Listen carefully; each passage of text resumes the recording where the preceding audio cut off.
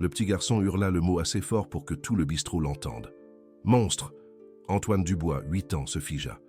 Sa main, celle qui n'était pas marquée par les cicatrices, agrippa la manche de son père. Sa respiration devint rapide, superficielle, paniquée. Puis il courut. Il plongea sous la table la plus proche, se recroquevillant en boule, son bras cicatrisé enroulé autour de sa tête, son corps tremblant de sanglots silencieux. Si jamais vous avez été jugé pour quelque chose que vous ne pouviez pas contrôler, si jamais vous vous êtes caché d'un monde qui semblait déterminé à vous blesser, alors cette histoire est pour vous. Philippe Dubois resta immobile au milieu du bistrot. 3 années de progrès, 3 années de thérapie, 3 années à amener lentement, douloureusement, son fils à sortir de sa coquille, réduite à néant en un seul mot. La mère de l'enfant qui avait crié s'excusait abondamment, entraînant son fils loin, son visage rouge de honte. Mais le mal était fait. Tous les regards dans le bistrot étaient fixés sur eux, sur la table sous laquelle Antoine se cachait, sur Philippe, le célèbre milliardaire, impuissant alors que son enfant s'effondrait. Philippe se dirigea vers la table, mais ses jambes lui semblaient faites de plomb. Que pouvait-il dire? Que pouvait-il faire? Il avait passé 3 ans à essayer de protéger Antoine de ce moment précis, et il avait échoué. Alors une femme apparut. Elle ne s'approcha pas directement d'Antoine. Elle n'essaya pas de l'amadouer pour qu'il sorte ou de lui dire que tout allait bien. Au lieu de cela, elle fit quelque chose de complètement inattendu. Elle rampa sous la table avec lui. « Bonjour », dit-elle doucement, s'installant sur le sol. « Ça vous dérange si je me joins à vous ici ?» Le visage d'Antoine, strié de larmes, se releva légèrement. Son masque, celui qu'il portait toujours en public, avait glissé, révélant les cicatrices qui couvraient le côté gauche de son visage. Des brûlures qui avaient cicatrisé mais qui ne s'effaceraient jamais. Des marques qui racontaient l'histoire de la pire nuit de sa vie.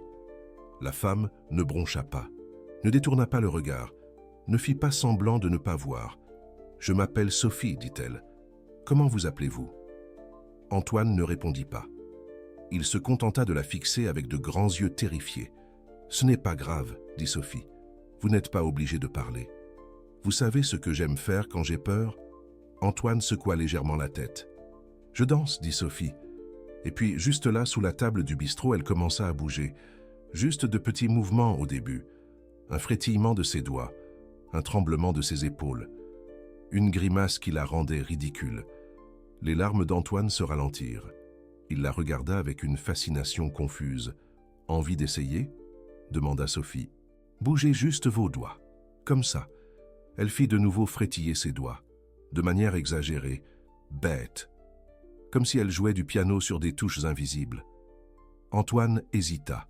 Puis, lentement, sa main droite se leva. Ses doigts bougèrent. Juste un peu. « Parfait », chuchota Sophie comme s'il venait de faire quelque chose d'incroyable. « Maintenant les épaules. Comme ça. » Elle agita ses épaules dans l'espace confiné sous la table. Antoine regarda. Puis ses épaules bougèrent aussi. À peine. « Vous êtes un danseur né », dit Sophie avec un sourire. Ils restèrent assis sous cette table pendant 10 minutes, dansant leur petite danse ridicule et confinée, et lentement, si lentement. La terreur dans les yeux d'Antoine s'estompa. Quand Philippe s'agenouilla finalement pour regarder sous la table, il trouva son fils en train de bouger ses bras dans un mouvement d'ondulation ridicule, suivant la direction d'une femme qu'il n'avait jamais rencontrée. Une femme qui souriait à Antoine comme s'il était l'enfant le plus normal du monde. « Je pense que la voie est libre », dit Sophie à Antoine. « Tu veux sortir maintenant ?» Antoine regarda son père, puis de nouveau Sophie. Puis, tenant toujours sa main, il rampa hors de sous la table. Les yeux de Philippe étaient humides. Il n'avait pas vu Antoine toucher volontairement un étranger depuis 3 ans. « Merci, dit-il à Sophie, la voix étranglée par l'émotion. « Je ne sais pas quoi dire. »« Merci. » Sophie se leva époussetant son tablier de serveuse. « Pas besoin de remerciements. Je travaille ici. C'est mon secteur. Et je prends soin de tout le monde dans mon secteur. » Elle regarda Antoine et lui fit un clin d'œil. « Surtout les bons danseurs. » Pour la première fois depuis des années, Antoine faillit sourire.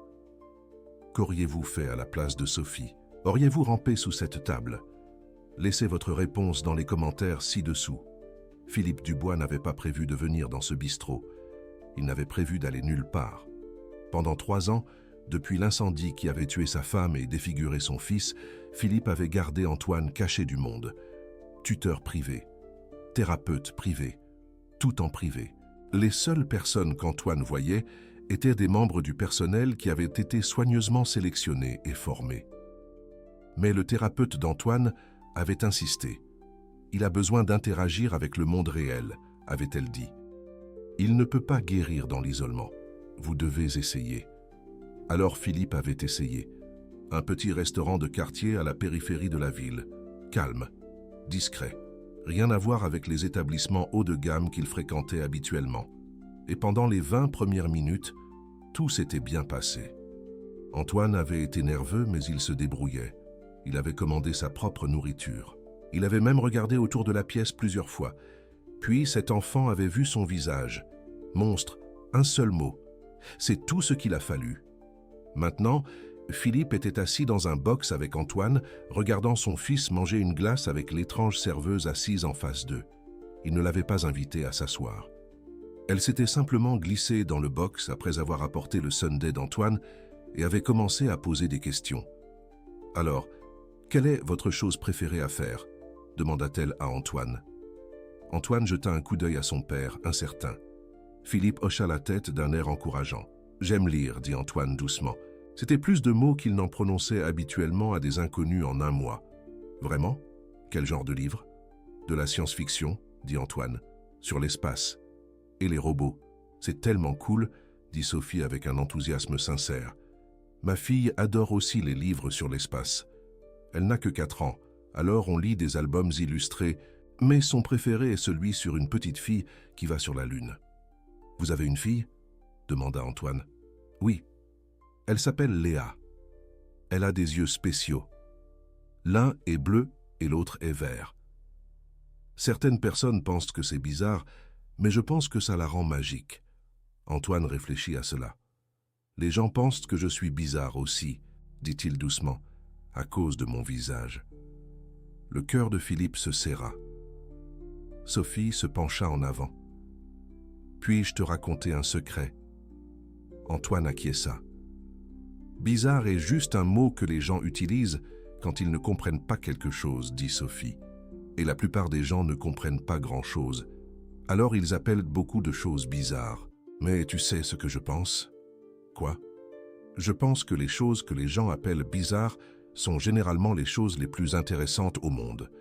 Comme les yeux de Léa, comme ton visage, comme le fait que je viens de danser sous une table de bistrot avec quelqu'un que je viens de rencontrer. » Elle sourit. « Bizarre est juste un autre mot pour spécial. Et spécial, c'est plutôt génial. » Antoine resta silencieux pendant un moment. Puis il dit « Ma mère disait ça, que j'étais spécial. » Philippe ferma les yeux. La douleur d'entendre son fils parler d'Elena était encore vive, même après 3 ans. « Elle a l'air d'une femme intelligente, » dit Sophie doucement. « Elle l'était, » répondit Antoine. « Elle est morte. Dans un incendie. C'est comme ça que j'ai eu mes cicatrices. » Les mots restèrent suspendus dans l'air. Philippe n'avait jamais entendu Antoine parler de l'incendie volontairement à qui que ce soit. Pas même à son thérapeute. « Je suis vraiment désolé, » dit Sophie.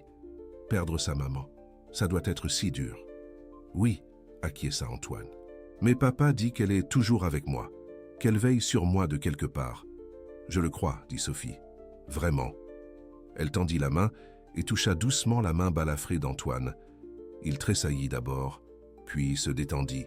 « Tes cicatrices ne sont pas quelque chose à cacher, » dit-elle. « Elles font partie de ton histoire.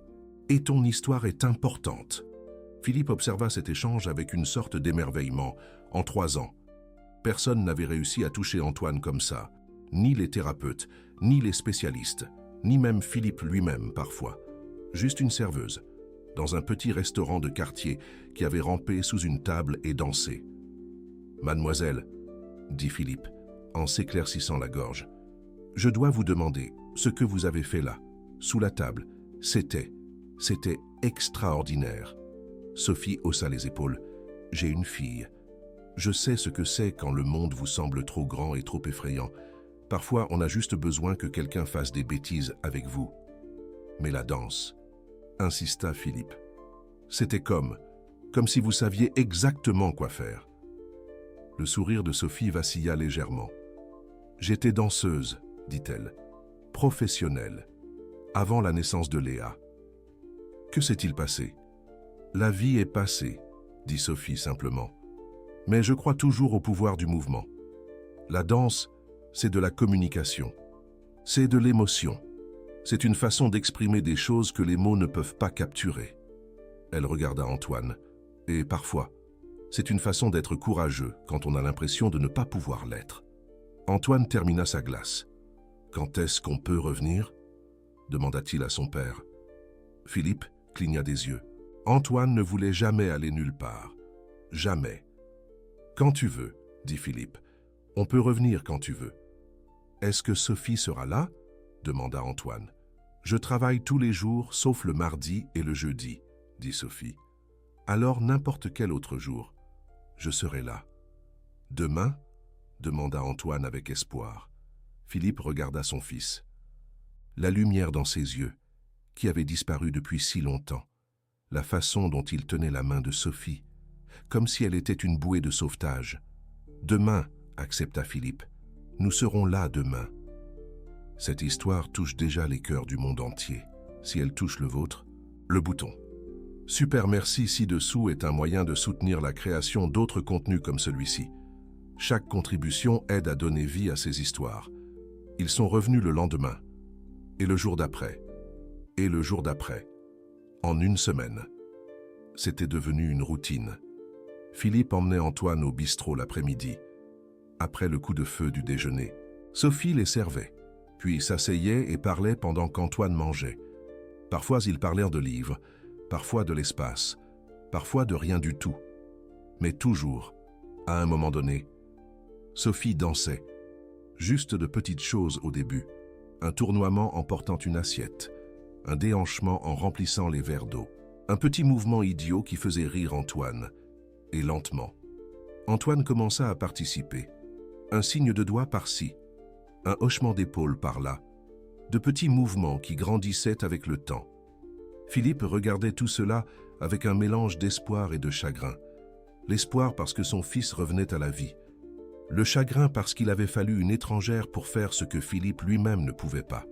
Un jour, environ 2 semaines après le début de leur routine, Sophie amena sa fille au travail. Léa avait 4 ans, avec une chevelure bouclée et brune, et, comme Sophie l'avait dit, un œil bleu et un œil vert. Elle regarda Antoine avec une curiosité ouverte. « Ta figure est différente », annonça-t-elle sans embâge. Antoine se crispa. Philippe commença à intervenir, mais Léa continua. « On dirait qu'un dragon a soufflé sur toi. C'est trop cool. J'adore les dragons. » Antoine la fixa. Personne n'avait jamais dit que ses cicatrices étaient cool auparavant. « Ça a fait mal ?» demanda Léa. « Oui, » dit Antoine doucement. « Beaucoup. Je suis tombé de mon vélo une fois et ça m'a fait très mal, dit Léa. J'ai pleuré pendant 1 million d'heures. Tu as pleuré? Oui. C'est pas grave. C'est bien de pleurer. Maman dit que pleurer, c'est comme ça qu'on fait sortir la tristesse pour qu'il y ait de la place pour le bonheur. Antoine réfléchit à cette sagesse. La maman est vraiment intelligente. Je sais, dit Léa fièrement. C'est la personne la plus intelligente du monde entier. En plus, elle peut très bien danser. Elle se tourna vers Sophie. « Maman, tu peux montrer à Antoine le truc qui tourne ?» Sophie rit. « Le truc qui tourne? Tu veux dire une pirouette ?» « Oui, le truc qui tourne. » Sophie regarda autour d'elle dans le restaurant. Il était presque vide, juste quelques clients à des tables éloignées. « D'accord, dit-elle. Juste une. » Elle se déplaça vers un espace libre près de leur banquette. Elle prit une inspiration, et puis elle tourna. Ce n'était pas juste une pirouette, c'était de l'art. Même dans son uniforme de serveuse, même dans ses chaussures pratiques. Sophie bougeait comme si elle était faite de lumière et de musique. La pirouette était parfaite, se fondant dans un petit seau, puis un atterrissage gracieux. La bouche d'Antoine s'ouvrit. Le cœur de Philippe s'arrêta. « Ouah !» souffla Antoine. Sophie s'inclina avec une floraison. « Merci, merci. Je serai là toute la semaine. Tu peux m'apprendre ?» demanda Antoine soudainement. Philippe s'attendait à ce que Sophie tergiverse, qu'elle dise « peut-être », qu'elle souligne qu'Antoine n'avait jamais dansé auparavant, que ses cicatrices rendaient certains mouvements douloureux, que ce serait difficile. Au lieu de cela, elle dit « Absolument. Quand veux-tu commencer ?»« Tout de suite, » dit Antoine. Il se leva de la banquette. Il regarda son père. « Papa, je peux ?» La vue de Philippe se brouilla de larmes. Son fils, qui n'avait pas bougé son corps volontairement depuis 3 ans, qui s'était caché du monde derrière des masques et des murs, qui avait tressailli à chaque contact, demandait à danser. « Oui, » réussit à dire Philippe. « Oui, tu peux. » Sophie tendit la main à Antoine. Il la prit.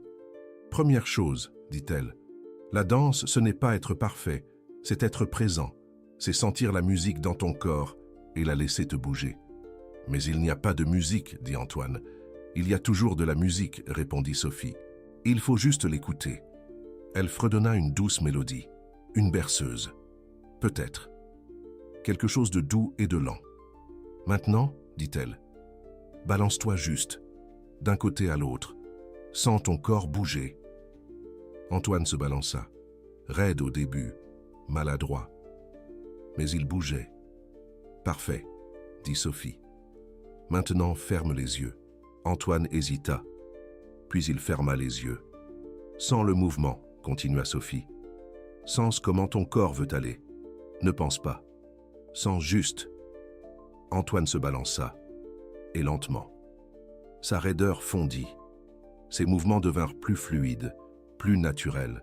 Léa frappa dans ses mains. « Tu y arrives, Antoine, tu danses !» Les yeux d'Antoine s'ouvrirent. Il regarda ses bras, se déplaçant en arc doux, ses pieds, se déplaçant sur le sol, son corps, faisant quelque chose qu'il n'avait jamais cru possible. Et puis il sourit. Un vrai, authentique, un sourire complet, qui illumina tout son visage, cicatrices et tout. Philippe se couvrit la bouche de la main. Des larmes coulaient sur ses joues. Son fils dansait, son fils souriait, son fils était vivant, comme il ne l'avait plus été depuis 3 ans. Et tout cela grâce à une serveuse, qui s'était glissée sous une table et avait refusé de voir. Un monstre. Le premier mois fut une transformation. Antoine, qui avait à peine quitté sa chambre depuis 3 ans, suppliait maintenant d'aller au bistrot tous les jours. Il répétait les mouvements que Sophie lui avait enseignés à la maison, devant le miroir de sa chambre, encore et encore, jusqu'à ce qu'il les maîtrise parfaitement. Sa thérapeute était stupéfaite. « Quoi que vous fassiez, » dit-elle à Philippe, « continuez. Il fait plus de progrès en quelques semaines que durant toutes ces dernières années. » Philippe ne lui parla pas de Sophie. Il n'était pas sûr pourquoi. Peut-être parce qu'il ne voulait pas partager ce miracle. Peut-être parce qu'il avait peur que s'il essayait de l'analyser, il disparaisse. Ou peut-être parce qu'il commençait à ressentir quelque chose pour Sophie qui allait au-delà de la gratitude. C'était la façon dont elle regardait Antoine. Pas avec pitié, pas avec détachement clinique, mais avec une affection sincère, comme s'il était juste un enfant, comme si ses cicatrices n'avaient pas d'importance, comme s'il valait la peine d'être connu. C'était la façon dont elle évoluait dans le monde, avec grâce et force, et un optimisme inébranlable, qui semblait impossible pour quelqu'un qui faisait des doubles vacations dans un petit restaurant de quartier, tout en élevant seule sa fille. C'était sa façon de rire, sa façon de danser, sa façon de rendre chaque chose plus légère, juste en étant là. Philippe Dubois, PDG milliardaire, tombait amoureux d'une serveuse, et il n'avait absolument aucune idée de ce qu'il fallait faire. Un soir, après la fermeture du bistrot, Sophie enseignait à Antoine une simple valse. Philippe observait depuis une banquette, faisant semblant de répondre à des emails sur son téléphone. 1, 2, 3, 1, 2, 3, comptait Sophie, guidant Antoine dans un lent pas de base. Très bien. Maintenant, essaie de ressentir le rythme, pas seulement de le compter. C'est difficile, dit Antoine. Tout ce qui vaut la peine d'être fait est difficile au début, dit Sophie. mais tu t'améliores de jour en jour. » Antoine rayonna. Léa, qui coloriait à une table voisine, leva les yeux. « Maman, est-ce qu'Antoine est ton amoureux maintenant ?» Sophie rit. « Non, ma chérie. Antoine est mon élève et mon ami. »« Mais tu danses avec lui tous les jours, » fit remarquer Léa, « et tu ne danses qu'avec les gens que tu aimes. » Les joues de Sophie rosirent légèrement. « J'aime Antoine comme un ami. C'est différent de l'amour d'un amoureux. » Oh, Léa retourna à ses coloriages. « D'accord. » Philippe se sentit étrangement déçu par la réponse de Sophie, ce qui était ridicule. Elle parlait d'un enfant de 8 ans. Bien sûr qu'elle aimait Antoine comme un ami, mais une partie de lui se demandait si elle pourrait un jour aimer quelqu'un différemment. Après qu'Antoine eut terminé sa leçon, Philippe s'approcha de Sophie pendant qu'elle nettoyait les tables. « Mademoiselle Torres, » dit-il. Sophie leva les yeux. « S'il vous plaît, appelez-moi Sophie. » Mademoiselle Torres me donne l'impression d'être en retenue. « Sophie, » se corrigea Philippe. « Je voulais vous demander quelque chose. »« Bien sûr. Qu'est-ce qu'il y a ?» Philippe hésita, dans la salle de réunion. Il était confiant. Commandant. Il prenait des décisions à 1 milliard d'euros sans transpirer. Mais debout devant cette femme, il se sentait comme un adolescent nerveux. « Je voudrais vous engager, » dit-il. Sophie cligna des yeux. « M'engager ?» Comme professeur de danse particulier pour Antoine. Il a fait tellement de progrès avec vous. Je veux que ça continue. Je vous paierai ce que vous voulez. Le triple de votre salaire ici. Plus. Sophie posa son chiffon. Monsieur Dubois. Philippe, dit-elle, j'apprécie l'offre, vraiment. Mais je ne peux pas l'accepter. Pourquoi pas? Parce qu'Antoine n'a pas besoin d'un professeur payé, dit Sophie. Il a besoin d'un ami. Dès que l'argent s'en mêle, cela devient un travail, une transaction. Et ce n'est pas ce dont il a besoin. Philippe fronça les sourcils. Mais vous travaillez ici, c'est un travail. C'est différent, dit Sophie. Ici, je suis juste Sophie. Antoine vient me voir parce qu'il le veut, pas parce que quelqu'un paie pour ça. C'est important. Mais je veux vous aider, dit Philippe. Vous faites des doubles vacations. Vous élevez seule votre fille. Laissez-moi faire quelque chose. Sophie sourit doucement. Vous voulez m'aider? Continuez à amener Antoine. Continuez à le laisser danser. Continuez à être le genre de père qui se glisserait sous une table pour son enfant. Elle toucha doucement son bras. C'est tout le paiement dont j'ai besoin. Philippe regarda sa main sur son bras, ses yeux bienveillants, la force et la grâce qui rayonnaient de chaque partie d'elle. « Sophie, » dit-il doucement, « puis-je vous demander autre chose? »« Bien sûr. Voudriez-vous dîner avec moi? Pas en tant que père d'Antoine, pas en tant que votre client, juste en tant que Philippe. » Le sourire de Sophie vacilla. Sa main tomba de son bras. « Philippe, » dit-elle, « je ne pense pas que ce soit une bonne idée. »« Pourquoi pas? Parce que vous êtes un milliardaire, » dit Sophie simplement. « Et je suis une serveuse. Nous vivons dans des mondes différents. Quoi que vous pensiez ressentir, ce n'est probablement que de la gratitude. »« Ce n'est pas de la gratitude, » dit Philippe fermement. « Je connais la différence. » Sophie resta silencieuse pendant un long moment. Puis elle dit, « Reposez-moi la question dans 1 mois. Si vous ressentez toujours la même chose, nous en reparlerons. » 1 mois? 1 mois. Philippe hocha lentement la tête. « D'accord. 1 mois. » Sophie sourit. « Maintenant, allez-y.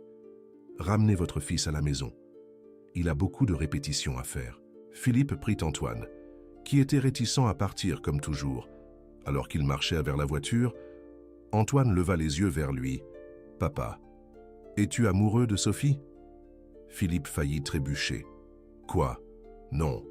Pourquoi dis-tu ça? »« Parce que tu la regardes comme tu regardais maman avant, » dit Antoine avec un ton pragmatique, comme si elle était le soleil. Philippe n'eut aucune réponse à cela, parce que son fils avait absolument raison. 2 mois passèrent.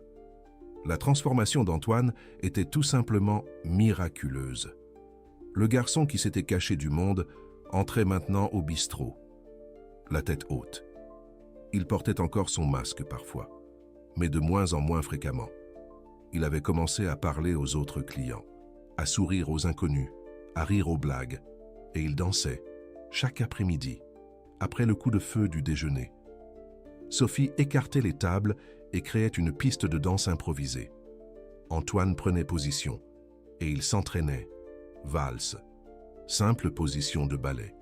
Mouvement contemporain qui lui permettait d'exprimer ce que les mots ne pouvaient pas. Léa était devenue la partenaire de danse officieuse d'Antoine pour les routines les plus simples. Les deux enfants avaient créé un lien improbable. Léa, avec ses yeux vairons et sa personnalité intrépide. Antoine, avec ses cicatrices et sa force tranquille.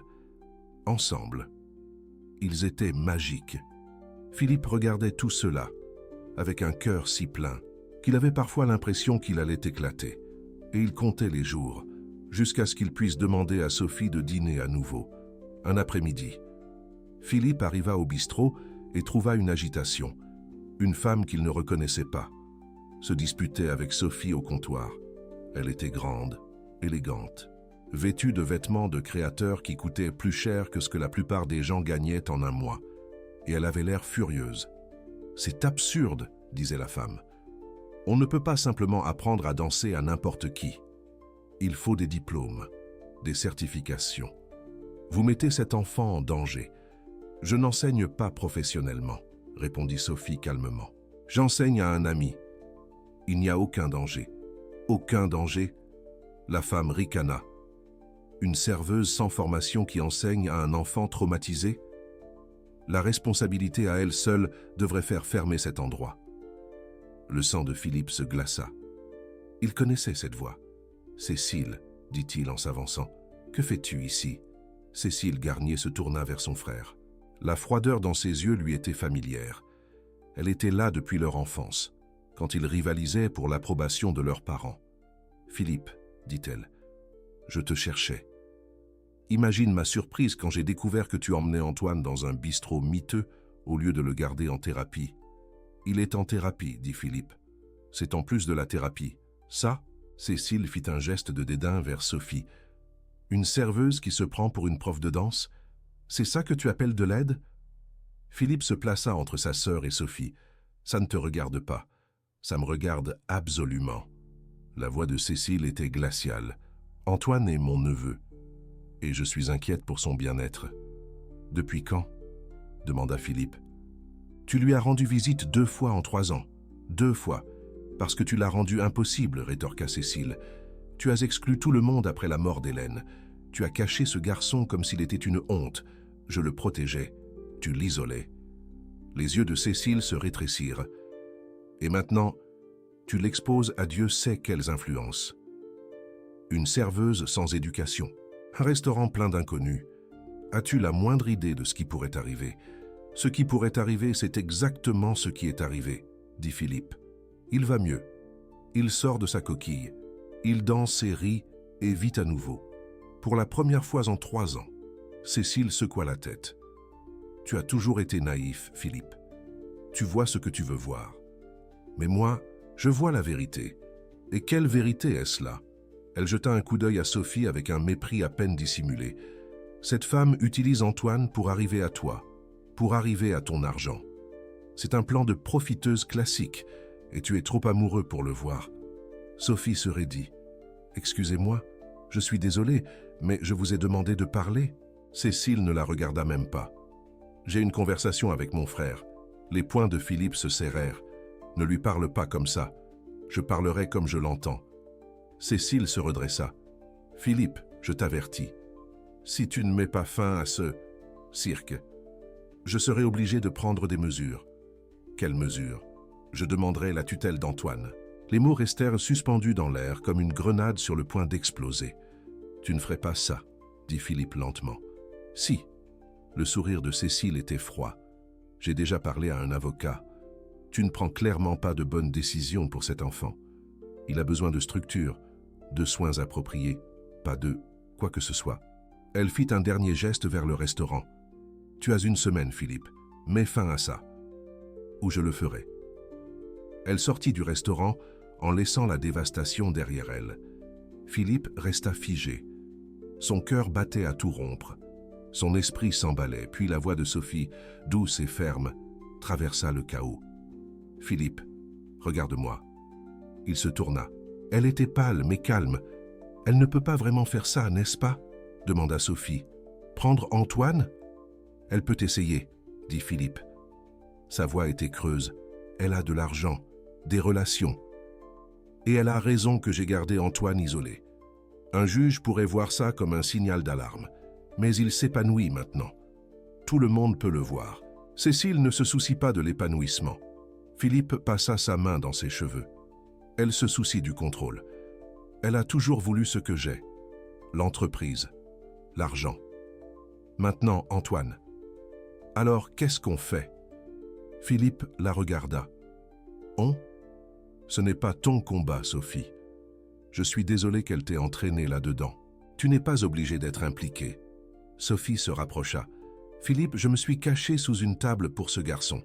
J'ai passé 2 mois à lui apprendre à danser, à le regarder s'épanouir, à tomber amoureuse de ses blagues idiotes, de ses yeux sérieux et de son cœur courageux. Je suis déjà impliquée. » Philippe sentit quelque chose se déplacer dans sa poitrine. « Tu as dit tomber amoureuse, dit-il doucement. » Sophie rougit. « Je voulais dire, je l'aime comme. Je ne voulais pas dire. » Sophie. Elle s'arrêta. « Je ne vais pas attendre un autre mois, dit Philippe. Je sais ce que je ressens. Et je pense que tu le ressens aussi. » Sophie se tut. Ses yeux scrutèrent son visage. « Philippe, dit-elle enfin, ta sœur vient de menacer de te prendre ton fils. Ce n'est pas le moment pour la romance. C'est exactement le moment. » Philippe prit ses mains. « Parce que si j'ai appris quelque chose en perdant Hélène, c'est que le temps n'est jamais garanti. On ne peut pas attendre le moment parfait. Il n'y a pas de moment parfait. Il n'y a que maintenant. » Il la regarda dans les yeux. « Je tombe amoureux de toi, Sophie Torres. Pas parce que tu es belle, bien que tu le sois. Pas parce que tu es gentille, bien que tu le sois aussi. Je tombe amoureux de toi parce que tu as vu mon fils quand personne d'autre ne le voulait. Parce que tu as dansé sous une table pour aider un inconnu. Parce que tu rends le monde plus lumineux juste en y étant. » Les yeux de Sophie étaient humides. « Je ne suis pas le genre de femme avec qui tu es censée être, » murmura-t-elle. « Je suis une serveuse célibataire avec rien d'autre que des dettes et des rêves. Et je suis un milliardaire veuf en deuil avec rien d'autre que de la culpabilité et des fantômes, » répondit Philippe. « Nous sommes tous les deux un gâchis. Mais peut-être que nous pouvons être un gâchis ensemble. » Sophie rit, un rire humide et surpris. « Ce n'est pas romantique du tout, » dit-elle. « Je n'ai jamais dit que j'étais bon en romance. » Sophie secoua la tête. Et puis, avant que Philippe puisse dire quoi que ce soit d'autre, elle l'embrassa. C'était un baiser doux. Bref, mais ça a tout changé. « D'accord, dit-elle quand ils se séparèrent. Nous serons un gâchis ensemble. » Philippe sourit. Le premier sourire sincère depuis longtemps. Et ensemble, ils affronteraient tout ce que Cécile leur jetterait. La semaine suivante fut chaotique. Cécile mit sa menace à exécution. Elle déposa une demande d'urgence de tutelle, affirmant que Philippe était mentalement instable et prenait des décisions qui mettaient Antoine en danger. Les preuves qu'elle présenta étaient accablantes, du moins sur le papier. L'isolement d'Antoine par Philippe pendant 3 ans, l'absence de scolarisation formelle, l'introduction soudaine d'une personne non qualifiée pour s'occuper de lui en la personne de Sophie. Les avocats de Philippe travaillèrent jour et nuit. Ils recueillirent des témoignages du thérapeute d'Antoine, documentant ses progrès remarquables. Ils compilèrent des dossiers montrant l'amélioration constante d'Antoine depuis qu'il avait commencé les cours de danse avec Sophie. Ils trouvèrent des témoins de moralité prêts à témoigner de la dévotion de Philippe en tant que père. Mais Cécile avait des relations, et elle était prête à les utiliser. Elle fit fuiter l'histoire à la presse, le fils cicatrisé d'un milliardaire caché pendant des années. Maintenant, il danse avec une serveuse. Les gros titres étaient partout. Les magazines à scandale ont publié des photos d'Antoine Dubois entrant dans le bistrot. Son visage balafré, bien visible. Ils ont déterré le passé de Sophie, sa carrière de danseuse ratée, son statut de mère célibataire. Croqueuse de diamants, vise milliardaire endeuillée, la serveuse qui rêve de devenir princesse. C'était brutal, c'était impitoyable. Et c'était exactement ce que Victoria voulait. Philippe a essayé de protéger Antoine du pire, mais le garçon était intelligent. Il sentait que quelque chose clochait. « Papa, » dit Antoine un soir, « pourquoi les gens prennent-ils des photos de nous ?» Philippe s'agenouilla à la hauteur de son fils. « Parce que certaines personnes sont curieuses. Mais ça n'a pas d'importance. Toi et moi. On est bien, n'est-ce pas? Et Sophie? Sophie aussi. » Antoine acquiesça. « Bien, parce que je ne veux pas arrêter de danser. »« Tu n'auras pas à arrêter, » promit Philippe. « Je vais m'en assurer, mais en privé. » Il n'en était pas si sûr. Les avocats de Victoria étaient le bon. La date du procès approchait à grands pas, et le cirque médiatique n'arrangeait rien. Alors, Sophie fit quelque chose d'inattendu. Elle convoqua une conférence de presse. Philippe l'apprit en arrivant au bistrot, et en trouvant une foule de journalistes devant. « Qu'est-ce qui se passe ?» demanda-t-il, en se frayant un chemin jusqu'à la porte. À l'intérieur, Sophie se tenait derrière le comptoir. Elle portait son uniforme de serveuse habituel. Mais ses cheveux étaient lâchés et son menton relevé. Léa était assise dans une cabine à proximité, dessinant, apparemment inconsciente du chaos. Les journalistes se bousculaient pour se positionner, criant des questions. « Mademoiselle Sophie, est-il vrai que vous sortez avec Philippe Dubois? Êtes-vous après son argent? Quelle qualification avez-vous pour travailler avec son fils ?» Sophie leva la main. La foule se calma. « Je voudrais faire une déclaration, » dit-elle. Sa voix était calme, mais portait. « Je suis Sophie, je suis serveuse, je suis mère célibataire. Et oui, j'apprends à Antoine Dubois à danser. » Elle fit une pause. « Vous voulez connaître mes qualifications? J'étais danseuse professionnelle avant d'avoir ma fille. J'ai suivi une formation dans l'une des meilleures académies du pays. On m'a offert des postes dans de grandes compagnies. J'ai tout abandonné quand je suis tombée enceinte, parce que le père est parti et que je n'avais aucun soutien. » Elle regarda directement les caméras. « Je n'ai pas honte de ça. J'en suis fière. J'ai choisi ma fille plutôt que ma carrière. Je travaille à temps double pour lui offrir une belle vie. Et quand un petit garçon effrayé s'est caché sous une table dans ma section, j'ai fait ce que toute personne décente ferait. Je l'ai aidé. » Les journalistes étaient silencieux maintenant, accrochés à chacun de ces mots. « Antoine Dubois n'est pas une histoire, » continua Sophie. « Ce n'est pas un titre. C'est un garçon de 8 ans qui a perdu sa mère et qui a été gravement brûlé.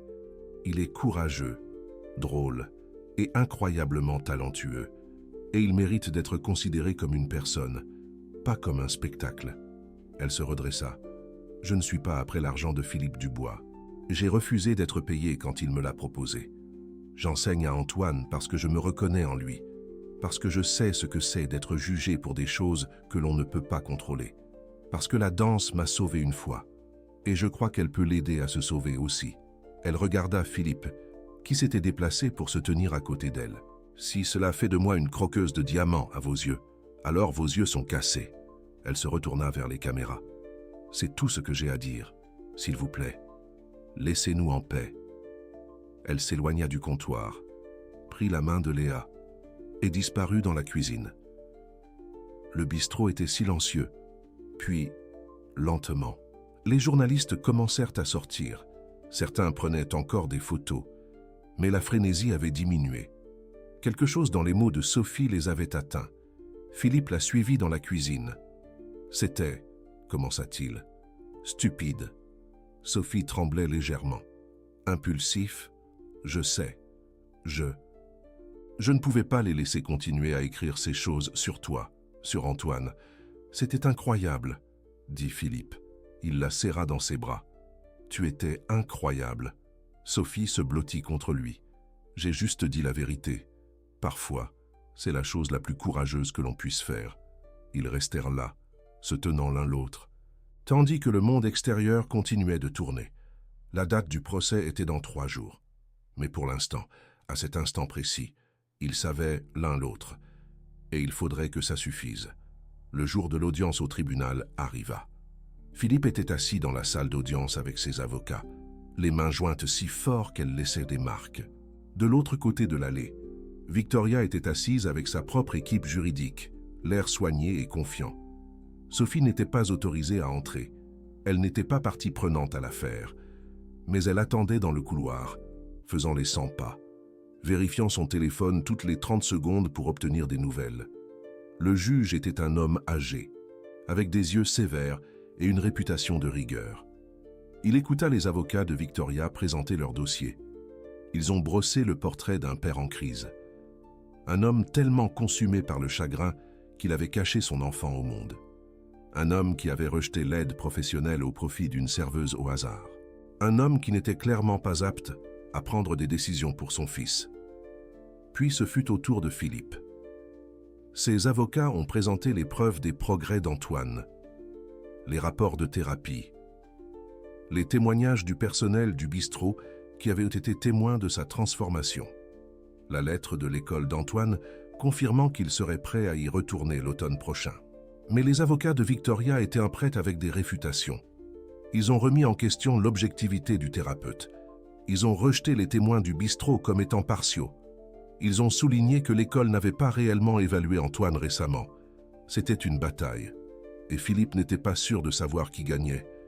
Puis, le juge fit quelque chose d'inattendu. « Je voudrais parler à l'enfant, dit-il. Votre honneur, commença l'avocat de Victoria. C'est très inhabituel. J'en suis conscient, répondit le juge. Mais cette affaire concerne le bien-être d'Antoine Dubois. J'aimerais l'entendre directement, avec un défenseur des enfants présents. Bien sûr, le cœur de Philippe s'arrêta. Antoine n'avait jamais témoigné dans aucune sorte de procédure officielle. Le stress pourrait anéantir tous les progrès qu'il avait faits, mais avant qu'il ne puisse s'y opposer, la voix d'Antoine se fit entendre du fond de la salle d'audience. « Je veux parler. » Tout le monde se retourna. Antoine était debout dans l'embrasure de la porte. Il ne portait pas son masque. Ses cicatrices étaient visibles de tous. Et il tenait la main de Sophie. « Je sais que je suis censé attendre dehors, » dit Sophie rapidement. Mais il voulait entrer. Il a dit qu'il avait quelque chose à dire. Le juge les étudia pendant un long moment. Puis il acquiesça. « Amenez l'enfant. » Antoine descendit l'allée, tenant toujours la main de Sophie. Lorsqu'ils arrivèrent devant, Sophie lui serra la main et recula. Antoine fit face au juge. « Bonjour, Antoine, » dit le juge doucement. « Sais-tu pourquoi tu es ici ? » « Parce que tante Victoria veut m'éloigner de papa, » dit Antoine. Sa voix était calme, mais assurée. « Ah, c'est une façon de le dire. Peux-tu me parler de ta vie avec ton père ?» Antoine y réfléchit.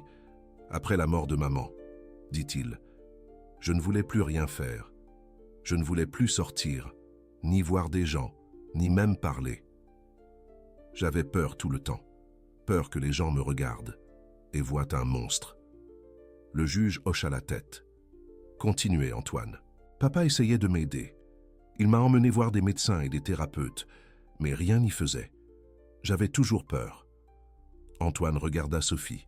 « Et puis, je l'ai rencontrée. »« La serveuse ?» demanda le juge. « Elle s'appelle Sophie, » dit Antoine d'une voix ferme. « Ce n'est pas juste une serveuse. C'est mon amie. C'est mon professeur. C'est la personne la plus courageuse que je connaisse. Pourquoi dites-vous cela? Parce que quand tous les autres détournèrent le regard, elle me regardait droit dans les yeux, » dit Antoine. « Elle ne faisait pas comme si mes cicatrices n'étaient pas là. Elle ne me traitait pas comme si j'étais fragile. Elle me voyait tout simplement, le vrai moi. » Il se tourna vers la salle d'audience. « Elle m'a appris à danser, » continua-t-il. « Elle m'a dit que mon corps n'était pas quelque chose à cacher. C'est quelque chose à célébrer. Il raconte mon histoire. Et mon histoire est importante. » Il regarda Victoria. « Tante Victoria ne comprend pas. Elle pense que j'ai besoin d'être réparé. Mais je ne suis pas cassé. Je suis juste différent. Et différent, c'est bien. » Il fit face au juge à nouveau. « S'il vous plaît, ne m'éloignez pas de mon père. Il m'aime. Il m'a toujours aimé. Il ne savait juste pas comment m'aider. Jusqu'à ce que Sophie lui montre. » Sa voix se brisa. Elle nous a tous montré. Le silence régnait dans la salle d'audience. Le juge s'éclaircit la gorge. Il regarda ses papiers, puis il regarda Antoine. « Jeune homme, dit-il, Vous êtes remarquablement éloquent pour votre âge. Sophie dit que les mots comptent, répondit Antoine. Alors j'essaie de les utiliser avec soin. Le juge esquissa presque un sourire. J'aimerais voir quelque chose, dit-il. Je comprends que vous avez appris à danser. Seriez-vous prêt à le montrer au tribunal? Les yeux d'Antoine s'écarquillèrent. Ici? Maintenant? Si vous êtes à l'aise. Antoine regarda Sophie. Elle hocha la tête, l'encourageant. D'accord, dit-il. Mais Sophie doit danser avec moi. Le juge fit un geste vers l'espace libre devant le banc. S'il vous plaît. Sophie s'avança. Elle prit la main d'Antoine. Il n'avait pas de musique. Il n'avait pas de piste de danse. Ils étaient au milieu d'une salle d'audience, avec des dizaines de paires d'yeux rivés sur eux. Mais rien de tout cela n'avait d'importance. Sophie fredonna doucement, la même berceuse qu'elle avait fredonnée ce premier jour au bistrot. Et ils commencèrent à bouger. C'était une danse simple, une valse, avec des modifications que Sophie avait conçues pour l'amplitude des mouvements d'Antoine. Ils firent des pas, se balancèrent et tournèrent, se déplaçant en parfaite harmonie. Les cicatrices d'Antoine captaient la lumière. Ses mouvements n'étaient pas parfaits. Mais il y avait quelque chose dans sa façon de danser qui était indéniablement beau. La joie rayonnait de lui. La liberté. L'expression d'une âme qui avait enfin trouvé sa voie. Philippe regardait, les larmes aux yeux. Son fils dansait. Dans une salle d'audience, devant des inconnus, sans son masque. Son fils dansait. Quand ils eurent terminé, le silence régnait dans la salle d'audience. Puis quelqu'un dans la galerie commença à applaudir. Puis un autre. Puis un autre. Victoria resta de marbre, tandis que les applaudissements remplissaient la pièce. Le juge leva la main pour faire taire la foule. « Merci, Antoine, » dit-il. C'était extraordinaire. Antoine rayonnait. « Je voudrais faire une brève pause, » continua le juge. « Nous reprendrons dans 1 heure avec ma décision. » Alors que la salle d'audience se vidait, Philippe se précipita vers Antoine et le serra dans ses bras. « Tu as été incroyable, » murmura-t-il. « Tellement incroyable. »« Est-ce que j'ai aidé ?» demanda Antoine. Philippe regarda Sophie par-dessus l'épaule de son fils. Elle pleurait en silence, un sourire aux lèvres. « Tu as aidé, » dit Philippe, « plus que tu ne le crois. » L'heure passa comme une éternité. Philippe faisait les 100 pas dans le couloir. Sophie était assise avec Antoine et Léa, les 2 enfants jouant à un jeu de claquettes pour passer le temps. Victoria avait disparu dans une salle de conférence avec ses avocats. Finalement, l'huissier rappela tout le monde. Le juge reprit sa place. Il regarda ses papiers pendant un long moment. Puis il parla. « Cette affaire m'a présenté une décision difficile. » Commença-t-il. « D'une part, nous avons des préoccupations concernant un enfant qui a été isolé pendant 3 ans, à la suite d'un événement traumatisant. D'autre part, nous avons la preuve de progrès remarquable grâce à des moyens non conventionnels. » Il regarda Victoria. « Mademoiselle Ashford, votre inquiétude pour votre neveu est notée. Cependant, je constate que vos motivations ne sont pas purement altruistes. Les preuves suggèrent un schéma d'éloignement de la famille, associé à un intérêt soudain coïncidant avec des différends commerciaux avec votre frère. » Le visage de Victoria se durcit. Le juge continua, se tournant vers Philippe. « Monsieur Dubois, vous aimez manifestement votre fils. Vos méthodes pour faire face à son traumatisme étaient peut-être mal avisées, mais elles venaient d'un souci de protection, et non de négligence. Et les progrès qu'Antoine a réalisés au cours des 2 derniers mois parlent d'eux-mêmes. » Il regarda Sophie. « Mademoiselle, vous n'avez aucun diplôme officiel de danse-thérapeute. Selon les mesures traditionnelles, vous n'étiez pas qualifiée pour travailler avec un enfant traumatisé. » Le cœur de Sophie se serra. « Mais les qualifications ne font pas tout, » continua le juge. « Parfois, la compétence la plus importante est simplement d'être là, d'être présent, de voir un enfant pour ce qu'il est, et non pour ce qu'il a vécu. » Il rangea ses papiers. Le tribunal décide que Philippe Dubois conserve la garde complète de son fils Antoine. La demande de tutelle déposée par Victoria Ashford est rejetée. Les genoux de Philippe faiblirent presque de soulagement. De plus, ajouta le juge, je recommande que mademoiselle soit reconnue comme une personne de soutien thérapeutique dans le plan de soins d'Antoine. Quoi qu'elle fasse. Ça marche. Je ne vois aucune raison d'y mettre fin. Il frappa son maillet. L'affaire est close. Antoine applaudit. Léa se joignit à lui, ne sachant pas tout à fait ce qui s'était passé, mais heureuse quand même. Philippe prit Sophie dans ses bras. Antoine prit en sandwich entre eux. « On a réussi », souffla-t-il. « On a réussi », acquiesça Sophie. Victoria sortit de la salle d'audience sans un mot. Ses avocats la suivirent, parlant déjà d'éventuels appels. Mais rien de tout cela n'avait d'importance. Ce qui importait, c'était ce moment, cette famille, cette victoire, contre la peur, contre le jugement, contre tous ceux qui avaient dit qu'Antoine ne guérirait jamais. Ils avaient gagné. 6 mois après l'audience, Philippe fit sa demande. Ils étaient au bistrot. Bien sûr qu'ils étaient au bistrot. C'est là que tout avait commencé. Là où Antoine s'était caché sous une table et avait trouvé une amie. Là où Philippe avait retrouvé quelque chose qu'il pensait perdu à jamais, l'espoir. Le bistrot était fermé pour un événement privé. Juste eux 4, Philippe, Antoine, Sophie et Léa. Plus le propriétaire du bistrot, qui avait accepté de garder les portes fermées et la cuisine en marche pour cette soirée spéciale. « Papa », chuchota Antoine fortement, « quand est-ce que tu vas lui poser la question ?»« Chut !» répondit Philippe. « Tu gâches la surprise. Mais tu es nerveux depuis toute la journée. Fais-le. » Sophie observait cet échange avec amusement. « Quelque chose me dit qu'il y a un secret que je ne connais pas. » Philippe soupira. « Antoine, tu es le pire gardien de secrets du monde. J'ai 8 ans. Je suis censé être nul pour garder des secrets. » Philippe laissa échapper un rire, malgré lui. Puis il se leva de la table. « Sophie, dit-il, la première fois que je suis entré dans ce bistrot, j'étais brisé. Mon fils était brisé. J'avais renoncé à ce que la vie redevienne un jour normal. » Les yeux de Sophie s'écarquillèrent. « Et puis, vous avez rampé sous une table et dansé avec un petit garçon effrayé, » continua Philippe. « Et vous avez tout changé. Vous avez montré à Antoine que ses cicatrices ne le définissaient pas. Vous m'avez montré qu'il était possible d'aimer à nouveau après une perte. Vous nous avez montré à tous les deux que la famille, ce n'est pas une question de sang ou de circonstances. C'est une question de personnes qui sont là. » Il s'agenouilla. « Sophie Torres, serveuse extraordinaire, professeure de danse, meilleure gardienne de secrets malgré les dires d'Antoine. » Sophie laissa échapper un rire à travers ses larmes. « Voulez-vous m'épouser » demanda Philippe. « Voulez-vous faire partie de notre famille ? Voulez-vous me laisser passer le reste de ma vie à essayer de vous mériter ?» Il ouvrit une petite boîte. À l'intérieur, il y avait une bague. Pas ostentatoire. Pas tape à l'œil.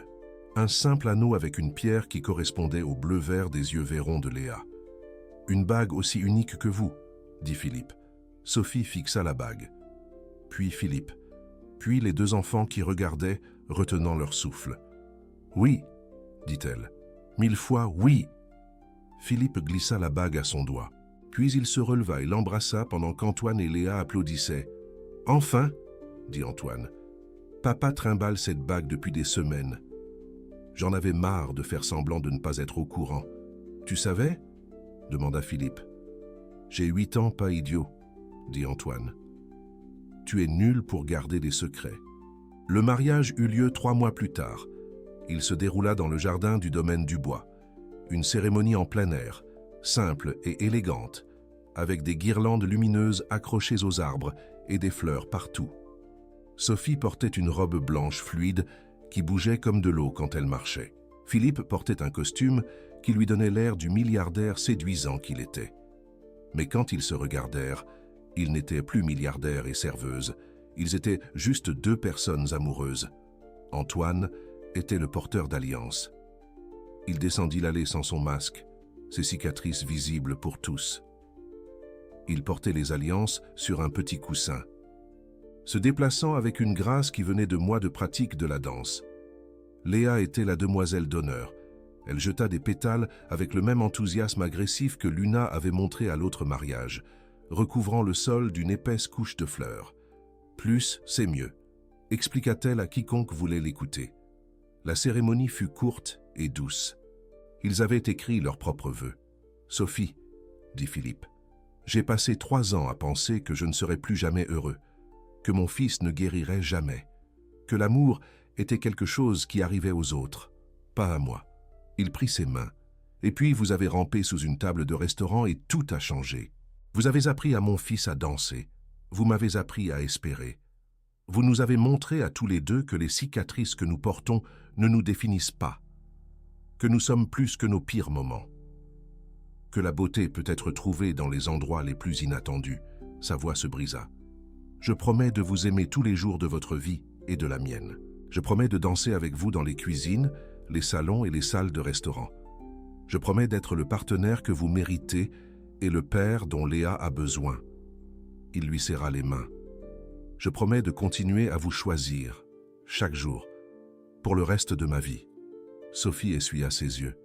« Philippe, » dit-elle, « il y a 5 mois, j'étais une mère célibataire qui travaillait à temps double, essayant de joindre les 2 bouts, me demandant si la vie deviendrait un jour plus facile. » Elle sourit. Et puis, un petit garçon effrayé s'est caché sous ma table. Et j'ai fait ce que j'avais toujours fait. J'ai dansé. Je ne savais pas que cela mènerait à ça. À vous, à une famille que je n'aurais jamais imaginé pouvoir avoir. Elle regarda Antoine et Léa. « Je suis tombée amoureuse de votre fils avant de tomber amoureuse de vous, » admit-elle. « Il m'a montré que le courage se présente sous des formes inattendues, que les cicatrices peuvent être belles, que la mesure d'une personne n'est pas son apparence, mais la façon dont elle aime. » Elle se tourna vers Philippe. « Et vous?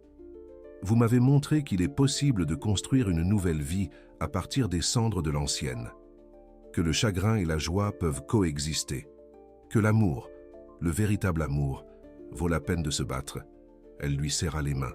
« Je promets de danser avec vous dans les bons et les mauvais moments. Je promets d'aimer votre fils comme le mien. Je promets de faire face à tout ce qui arrivera avec le même refus obstiné d'abandonner qui m'a fait ramper sous cette table. » Sa voix se brisa. « Je promets de continuer à vous choisir, chaque jour, pour le reste de ma vie. » L'officiant sourit. « Par les pouvoirs qui me sont conférés, je vous déclare maintenant mari et femme. Vous pouvez embrasser la mariée. » Philippe attira Sophie dans un baiser. Les invités applaudirent. « Burke !» dirent Antoine et Léa à l'unisson. Puis ils se regardèrent et rirent. « Et maintenant ?» annonça l'officiant. La nouvelle famille a préparé quelque chose de spécial. La musique commença à jouer. Une mélodie douce et magnifique que Sophie avait elle-même sélectionnée. Philippe la regarda d'un air interrogateur. « Tu ne pensais pas que j'allais me marier sans une danse, n'est-ce pas ?» demanda-t-elle. Elle prit sa main et le conduisit à la petite piste de danse qui avait été installée. « Je ne sais pas vraiment danser, » admit Philippe. « Ce n'est pas grave. »« Ciao, dit Sophie. Je vais te guider. » Ils commencèrent à se balancer. Philippe était maladroit au début, raide et incertain. Mais Sophie le guida, tout comme elle avait guidé Antoine. Lentement, il se détendit. Ses mouvements devinrent plus naturels, plus fluides. Puis Antoine entra sur la piste de danse. Il s'était entraîné à ça pendant des semaines, une routine spéciale qu'il et Sophie avaient chorégraphiée ensemble, quelque chose pour surprendre son père au mariage. Il commença à danser. Ce n'était pas une simple valse, c'était contemporain, expressif, plein de sauts, de tours et de mouvements qui racontaient une histoire. L'histoire d'un garçon qui avait été brûlé et brisé, l'histoire d'un père qui avait essayé de le protéger du monde, l'histoire d'une femme qui avait rampé sous une table et tout avait changé. Antoine dansa avec tout son cœur. Chaque mouvement était précis, passionné, beau. Philippe arrêta de danser avec Sophie. Il resta juste là, à regarder son fils, des larmes coulant sur son visage. Antoine termina par une pause finale, les bras tendus, les cicatrices visibles, le sourire radieux. Les invités éclatèrent en applaudissements. Philippe attira son fils dans une étreinte féroce. Il pouvait à peine parler. C'était la chose la plus belle que j'ai jamais vue. Je me suis entraîné, dit Antoine. Sophie m'a aidé. Philippe regarda Sophie, sa femme, la femme qui avait rendu son fils. Je t'aime, dit-il. Je t'aime aussi, répondit Sophie. Tous les deux. Léa tira sur la robe de Sophie. Et moi? Maman? Et toi? Sophie laissa échapper un rire, prenant sa fille dans ses bras. Toujours toi. Ils restèrent là, tous les quatre, au milieu de la piste de danse. Une famille formée non pas par le sang, mais par le choix, par l'amour, par le refus obstiné d'abandonner. Si vous avez déjà eu l'impression que vous ne guéririez jamais, pensa Sophie en regardant sa nouvelle famille, rappelez-vous ceci, la guérison ne signifie pas que les cicatrices disparaissent. Cela signifie que vous apprenez à danser avec elles, 5 ans après le mariage. Antoine se tenait sur une scène. Il avait maintenant 13 ans, grand et sûr de lui, avec les mêmes traits fins que son père. Ses cicatrices étaient encore visibles, mais il avait depuis longtemps cessé de les cacher. C'était sa première grande représentation de danse, une pièce contemporaine qu'il avait lui-même chorégraphiée, inspirée de son propre voyage de la peur à la liberté, dans le public. Philippe et Sophie étaient assis avec Léa, qui avait maintenant 9 ans. À côté d'eux, il y avait un nouveau membre de la famille, un petit garçon de 3 ans nommé Daniel, leur fils biologique, qui ressemblait à un parfait mélange de ses 2 parents. La musique commença. Antoine commença à danser. C'était extraordinaire. Des années de pratique, de passion, de dépassement de la douleur et de la peur avaient abouti à ce moment. Il bougeait comme de l'eau et du feu combinés, féroce et doux, brisé et entier. Le public était captivé quand il eut fini. L'ovation debout dura des minutes. Les gens pleuraient, applaudissaient, hurlaient son nom. Antoine s'inclina, puis il regarda directement Sophie. « C'est pour toi », murmura-t-il. Sophie sanglotait. Philippe avait son bras autour d'elle, les larmes coulant sur son propre visage. « Tu as fait ça », murmura Philippe. « Tu l'as sauvé. » Sophie secoua la tête. « Il s'est sauvé lui-même. Je lui ai juste montré comment commencer, après la représentation. » Antoine courut en coulisses et fut immédiatement assailli par sa famille. « Tu étais incroyable », cria Léa en le serrant dans ses bras. « Antoine danse bien », ajouta Daniel en applaudissant. Philippe souleva son fils du sol, chose qu'il pouvait à peine faire maintenant étant donné la taille qu'Antoine avait prise. « Ta mère serait si fière », dit-il doucement, « si incroyablement fière. » Les yeux d'Antoine étaient humides. « Je sais, dit-il, je l'ai senti me regarder. » Sophie se joignit à l'étreinte. Elle n'avait pas besoin de mots. Elle n'en avait jamais eu besoin. Sa présence disait tout, ce soir-là, lors d'un dîner de célébration. Antoine fit une annonce. « J'ai décidé de ce que je veux faire de ma vie, » dit-il. Tout le monde le regarda. « Je veux créer un programme de danse pour les enfants ayant des différences visibles, les survivants de brûlures, les enfants avec des cicatrices, tous ceux à qui on a dit qu'ils étaient trop brisés pour être beaux. » Il regarda Sophie. « Je veux faire pour eux ce que tu as fait pour moi, leur montrer que leurs corps ne sont pas des choses à cacher, que la danse est pour tout le monde, que les cicatrices sont juste des histoires qui attendent d'être racontées. » Le cœur de Sophie se gonfla. « C'est incroyable. Antoine, dit-elle, je t'aiderai comme je peux. Nous le ferons tous, ajouta Philippe, peu importe ce dont tu as besoin. » Antoine sourit, ce sourire qui avait été si rare pendant si longtemps, maintenant donné librement. « J'ai déjà le nom parfait pour ça, dit-il. »« Quoi ?» demanda Léa. « La compagnie de danse sous la table, dit Antoine. Pour tous les enfants qui ont besoin de quelqu'un pour ramper en dessous et danser avec eux. » Sophie rit à travers ses larmes. « C'est parfait. » Et ça l'était, tout comme leur famille, tout comme leur amour, tout comme la vie improbable, impossible, magnifique qu'ils avaient construite ensemble. Tout cela parce qu'une serveuse avait vu un petit garçon effrayé et avait fait la seule chose qu'elle savait faire, danser. Qu'auriez-vous fait à la place de Sophie? Auriez-vous rampé sous cette table? Laissez votre réponse dans les commentaires ci-dessous. Et si cette histoire vous a touché le cœur, Le bouton Super Thanks est un moyen de soutenir plus de contenu comme celui-ci. Chaque contribution aide à donner vie à ces histoires d'espoir et de guérison. L'histoire d'Antoine et Sophie prouve que la guérison ne signifie pas que les cicatrices disparaissent. Cela signifie apprendre à danser avec elles. Cela signifie trouver quelqu'un qui voit votre douleur et refuse de détourner le regard. Un garçon effrayé s'est caché sous une table. Une serveuse a rampé pour le rejoindre. Et ensemble, ils ont dansé leur chemin vers la guérison. C'est ça le miracle. C'est ça le message. C'est ce qui arrive quand vous choisissez l'amour plutôt que la peur. Merci d'avoir regardé. À la prochaine fois.